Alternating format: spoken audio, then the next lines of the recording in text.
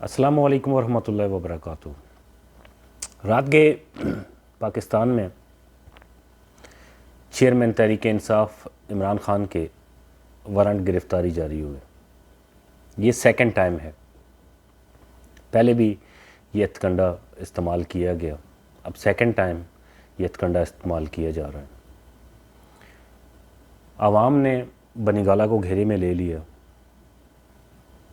اور لائٹ، میری اطلاع کے مطابق وہاں لائٹ جو ہے وہ مکمل طور پر بند کر دی گئی ہے، روشنی یعنی الیکٹریسٹی یعنی بجلی وہاں پہ کوئی نہیں ہے۔ اور سیکنڈلی تمام موبائل نیٹ ورکس جو ہیں ان کو ڈاؤن کر دیا گیا ہے۔ میں آپ دوستوں سے یہ نہیں کہوں گا کہ خدا نخواستہ نواز شریف جب آتا ہے تو اس کے پیچھے اسٹیبلشمنٹ نہیں ہوتی، زرداری آتا ہے تو اسٹیبلشمنٹ کا کردار کوئی نہیں ہوتا، عمران خان آیا ہے تو اس کے پیچھے اسٹیبلشمنٹ کا کردار کوئی نہیں ہے۔ اسٹیبلشمنٹ بیسیکلی ایک حقیقت ہے پاکستان کے حوالے سے، نہ صرف پاکستان کے حوالے سے بلکہ پوری دنیا کے حوالے سے۔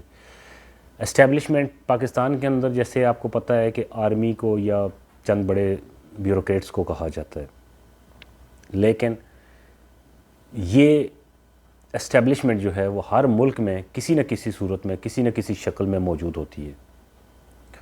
یو ایس اے میں ہے، یو کے میں ہے، ہر جگہ پہ موجود ہے۔ بیسیکلی ان کا کردار یہ ہوتا ہے کہ یہ اقتدار میں آنے والے حکمرانوں کی سمت جو ہے نا اس کا تعین کرتے ہیں، دیکھ رہے ہوتے ہیں، واچ کر رہے ہوتے ہیں کہ کہاں پہ وہ ملکی مفادات کے خلاف کام کر رہا ہے اور کہاں ملکی مفادات کے لیے وہ کام کر رہا ہے۔ جہاں پہ وہ یہ سمجھیں کہ ملکی مفادات کے خلاف کام ہو رہا ہے تو وہاں پہ وہ سامنے آتے ہیں اور ان چیزوں کو کنٹرول کرتے ہیں۔ بدقسمتی سے پاکستان کے اندر اسٹیبلشمنٹ کا کردار جو ہے وہ ویسا پازیٹیو نہیں رہا جیسا پوری دنیا میں موجود ہے۔ آج جب میں اکتوبر کی 1 کو یہ ویڈیو بنا رہا ہوں تو یہ بات مجھ جیسے ایک عام شہری کو باور ہو چکی ہے کہ پاکستان کے اندر عمران خان کے ساتھ جو کچھ بھی کیا گیا وہ 100% غلط تھا۔ سائفر ایک حقیقت تھا، عمران خان سچا تھا اس میں۔ یہ باتیں نہ صرف پاکستان میں بیٹھے ہوئے ایک عام آدمی کو سمجھ آ چکی ہیں، پوری دنیا میں بیٹھے ہوئے لوگ اس کی گواہی دے رہے ہیں۔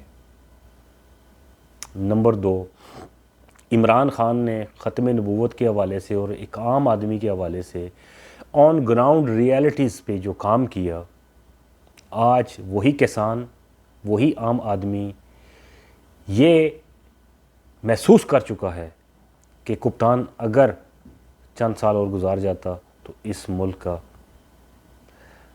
کم از کم کچھ نہ کچھ بن جانا تھا، یہ ملک کسی سمت، کسی صحیح سمت میں جو ہے وہ گامزن ہو جانا تھا۔ لیکن بدقسمتی ہماری دیکھیے کہ اسٹیبلشمنٹ جس کے بارے میں یہ تصور کیا جاتا ہے کہ وہ ملکی مفادات کے لیے میدان میں اترے گی اور ہمیشہ جب بھی کوئی حکمران، جب بھی کوئی صاحب اقتدار کسی غلط روش پہ چلے گا تو اس کے لیے راہ کا کانٹا بنے گی، وہی اسٹیبلشمنٹ آج پاکستان میں آنکھیں بند کر کے پاکستان کو اس لیول پہ لے جا چکی ہے کہ جہاں پہ عام آدمی آج کپتان کے لیے مر مٹنے کے لیے تیار ہے، اور ملکی مہنگائی یا دیگر معاملات جو ہیں ان کو دیکھ لیں کہ وہ کس نہج پہ پہنچ چکے ہیں۔ عام آدمی کو مارنے کا یوں سمجھ لیں کہ اسٹیبلشمنٹ اس موجودہ حکومت کو سرٹیفکیٹ دے چکی ہے۔ نہایت دکھ اور افسوس کے ساتھ یہ کہنا پڑ رہا ہے کہ یہ امپورٹڈ حکومت پاکستان پر 100% مسلط کی گئی ہے۔ اس کا پاکستانی لوگوں سے، عوام سے، ان کے دکھ درد سے، ان کے مسائل سے کچھ بھی لینا دینا نہیں ہے، اور نہ ان کے یہ مفادات ہیں۔ ان کے مفادات صرف یہ ہیں کہ ان کے اپنے کیسز معاف ہوں، ان کے معاملات قرضے معاف ہوں۔ انہوں نے اس ملک کو جس دونوں ہاتھوں سے اور دونوں پاؤں سے، وہ کہتے ہیں نا کہ سر کڑائی وچ تے ٹنگا آسمان والے پاسے،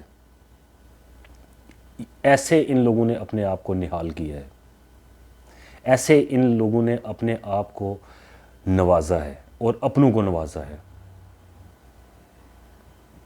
میں زیادہ بات نہیں کروں گا، آپ سب سے اجازت چاہوں گا، لیکن افسوس اور دکھ کی بات یہ ہے کہ آج کپتان کے جو وارنٹ گرفتاری جاری ہوئے ہیں، اس کے بعد کیا ہوگا ملک کے ساتھ؟ مجھے پیر پنجر سرکار کے وہ الفاظ یاد آ رہے ہیں، 1.5 مہینہ پہلے انہوں نے یہ بات کی تھی۔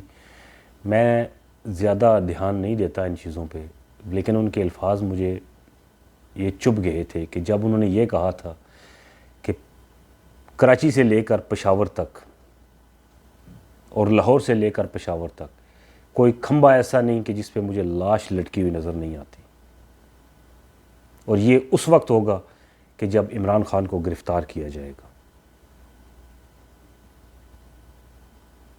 اگر نہیں بھی کیا جاتا تو تب بھی یہ سیکنڈ ٹائم وارنٹ گرفتاری جاری کر کے حالات اس نہج پہ لائے جا چکے ہیں۔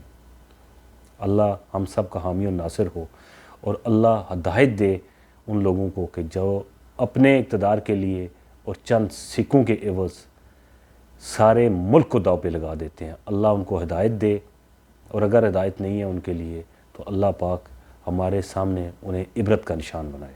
فی امان اللہ۔